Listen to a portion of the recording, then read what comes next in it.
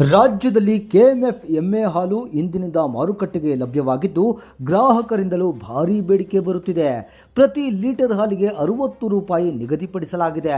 ಹಾಲು ಒಕ್ಕೂಟಗಳಿಗೆ ಪ್ರತಿನಿತ್ಯ 60,000 ಲೀಟರ್ ಎಮ್ಮೆ ಹಾಲು ಪೂರೈಕೆ ಮಾಡಲಾಗುತ್ತದೆ. ರೈತರಿಂದ ಪ್ರತಿ ಲೀಟರ್ಗೆ 39.5 ರೂಪಾಯಿಗೆ ಖರೀದಿ ಮಾಡಲಾಗುತ್ತಿದೆ.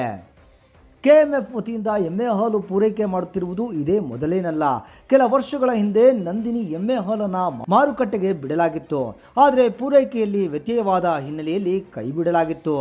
ಅಂದು ಪ್ರತಿದಿನ ಸುಮಾರು 5,000 ಲೀಟರ್ ಹಾಲನ್ನು ಕೆಎಂಎಫ್ ಮಾರಾಟ ಮಾಡ್ತಿತ್ತು. ಸದ್ಯ ಬೆಂಗಳೂರು ಸೇರಿದಂತೆ ಗೋವಾ, ಆಂಧ್ರಪ್ರದೇಶ, ಮಹಾರಾಷ್ಟ್ರ ಮಾರುಕಟ್ಟೆಗಳಲ್ಲಿಯೂ ಎಮ್ಮೆ ಹಾಲು ಮಾರಾಟಕ್ಕೆ ಕೆಎಂಎಫ್ ನಿರ್ಧಾರ ಮಾಡಿದೆ.